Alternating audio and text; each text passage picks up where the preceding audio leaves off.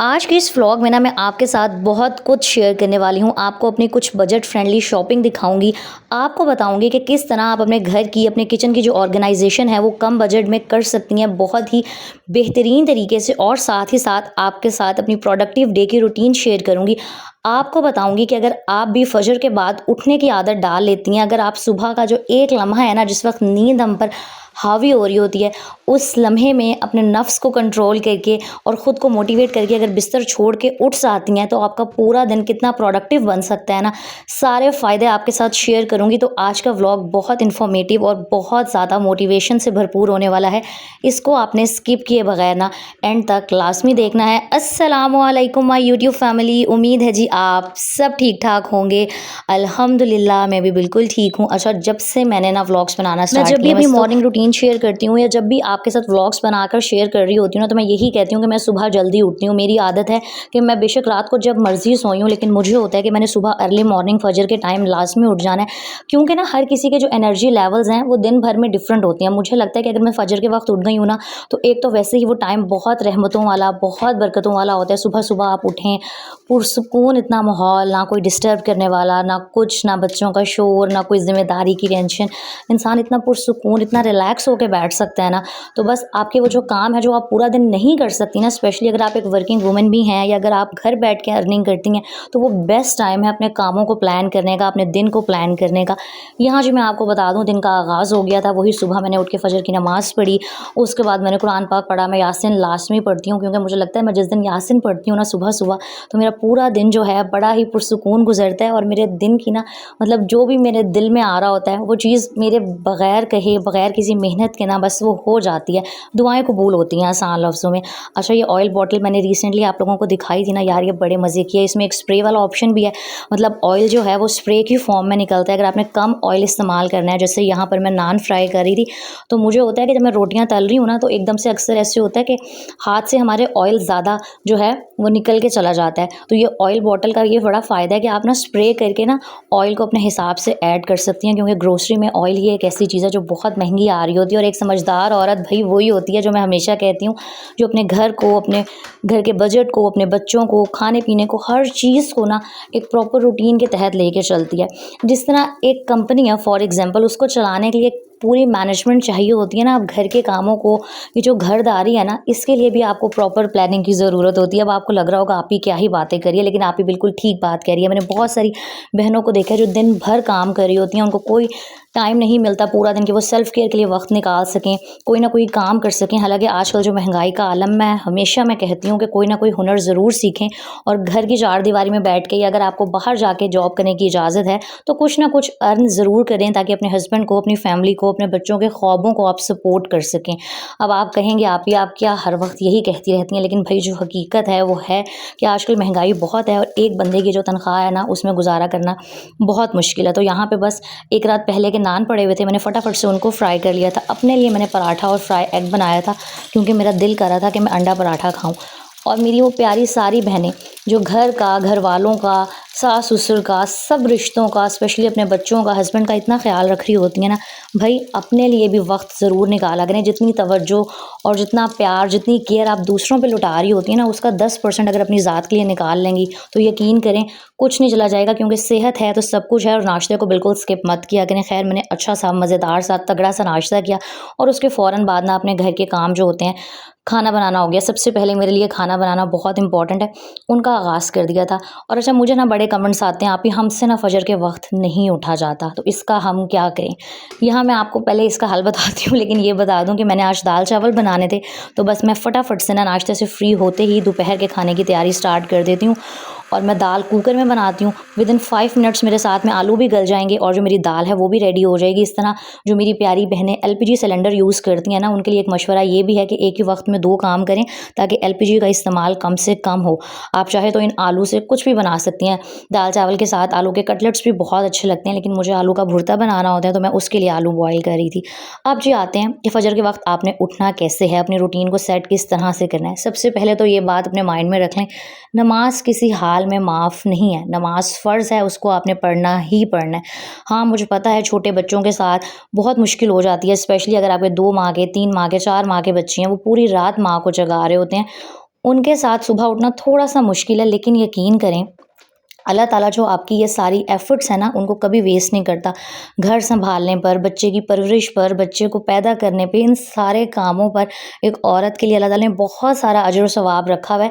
तो उसमें चाहे आप जिस तरह मर्ज़ी पढ़ें, बच्चों को सामने अपने गोद में लेके पढ़ लें या जो मर्ज़ी करें, नमाज़ आपने ना किसी हाल में नहीं छोड़नी।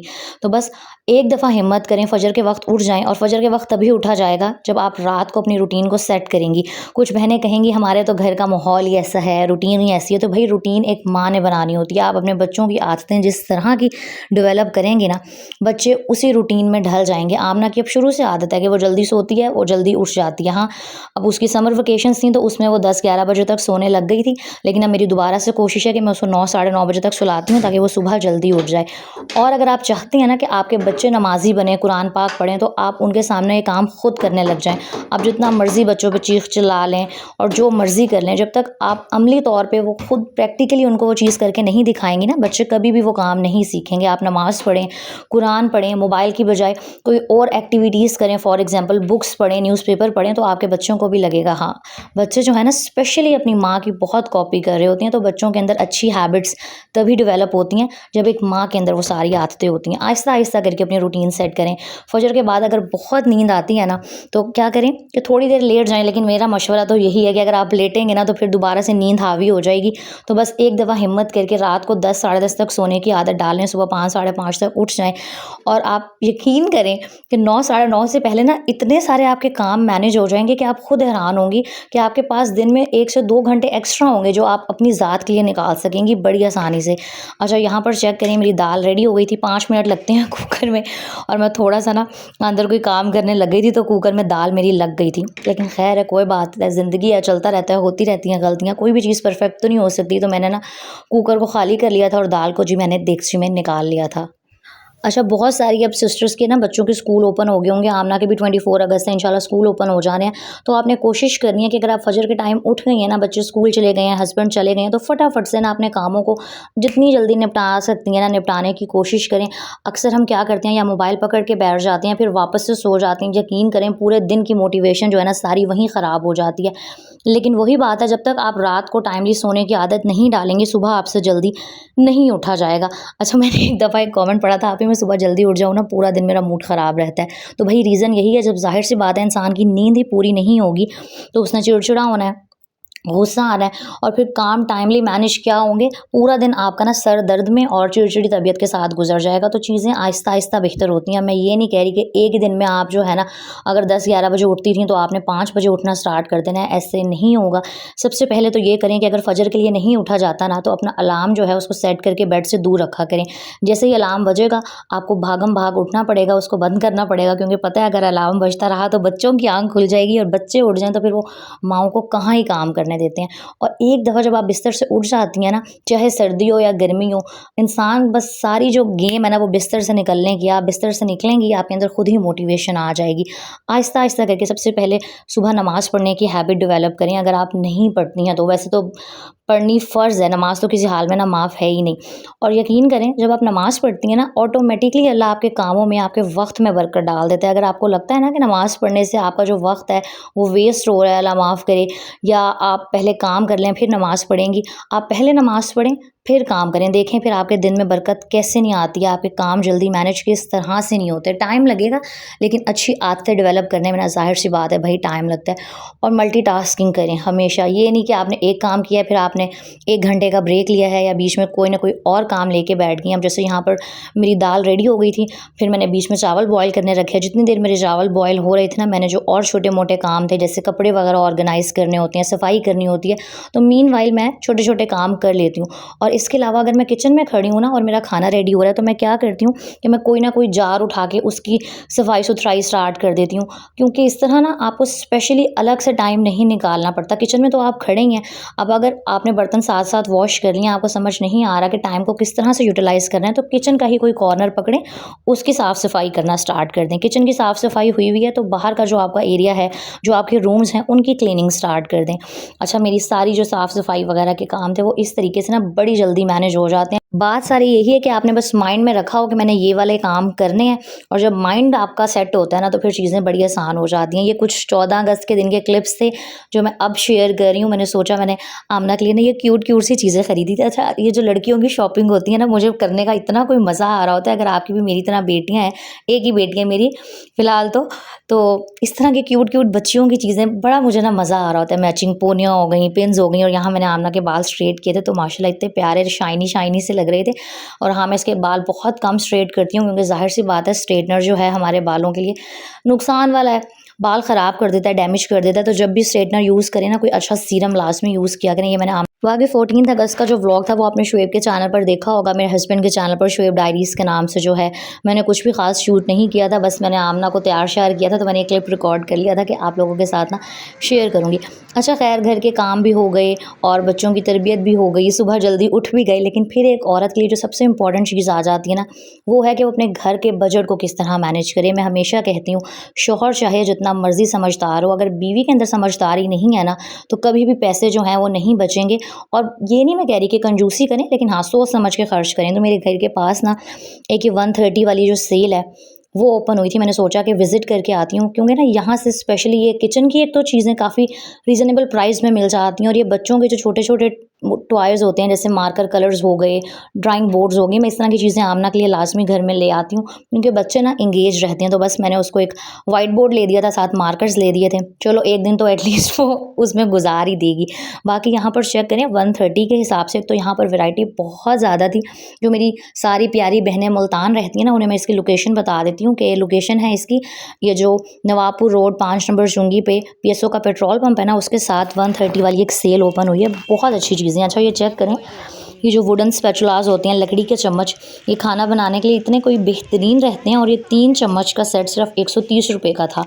अच्छा, मैं हमेशा ना पहले मैं एक बेवकूफ़ी ये करती थी कि मैं बस आंखें बंद करके ना चीज़ें ख़रीद लेती थी। अब मुझे आहिस्ता समझ में आया कि क्वालिटी मैटर करती है। केके मार्ट में तब जाती हूँ जब मुझे कोई ऐसी चीज़ चाहिए होती है जो मुझे पता होता है कि वो 100 रुपीज़ वाली या 130 वाली सेल से अच्छी नहीं मिलेगी।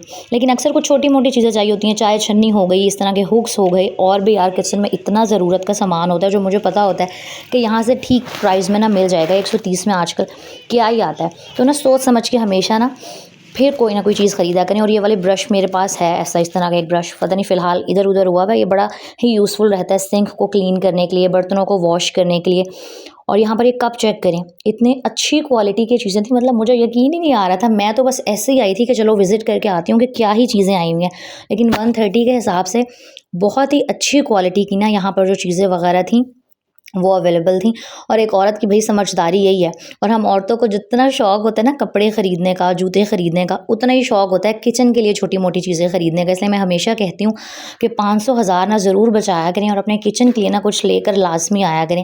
क्योंकि जब हम किचन में नया सामान ला के यूज़ करती हैं ना, इतना मज़ा आ रहा होता है, क्योंकि भाई हमारी तो आधी जो ज़िंदगी या आधा दिन का हिस्सा किचन में गुजर रहा होता है। तो किचन में छोटे-मोटे अपग्रेड्स ना इंसान को करते रहने चाहिए। और मैं यकीन करें 1000 रुपये से कम में ना इतना अच्छा सामान लेकर आ गई थी। मैं आपको दिखाती हूँ।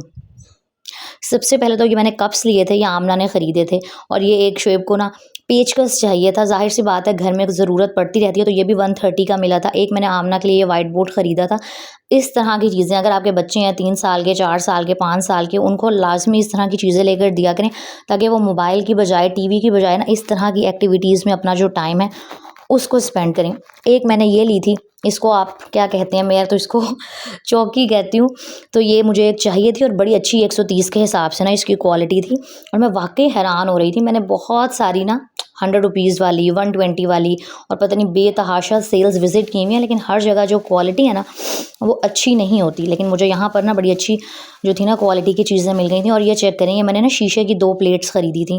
अक्सर कोई गेस्ट आ जाते हैं, आपने बिस्किट रखने हैं या निम्को रखनी है, तो वो बड़ी-बड़ी प्लेटों में अच्छे भी नहीं लग रहे होते। और अक्सर एक ही अब आया, कोई मोहल्ले से आ गई है, कोई फ्रेंड आ गई है आपकी, अब एक ही है, उसको चाय के साथ आपने कुछ सर्व करना है, तो इस तरह की जो प्लेट्स हैं ना बड़ी यूज़फुल रहती हैं। और ये भी 130 की मुझे एक प्लेट मिली थी, यानी कि 260 में 2 प्लेट्स मिल गई थी। उसके साथ मैंने ये ट्रेस का सेट ख़रीदा था। ये मैंने ना ऐसे ही बस बग़ैर देखे जल्दी में उठा लिया था। शुएब कह रहे थे बहुत गर्मी है, जल्दी चलो, तो 130 में मैंने ऐसे ही उठा लिया। और घर आके मैंने चेक किया, यार 130 के हिसाब से इतनी अच्छी इनकी क्वालिटी थी। यानी कि मैं हैरान हो रही थी कि 130 में भी इस तरह की 3 ट्रेज़ आपको मिल सकती हैं।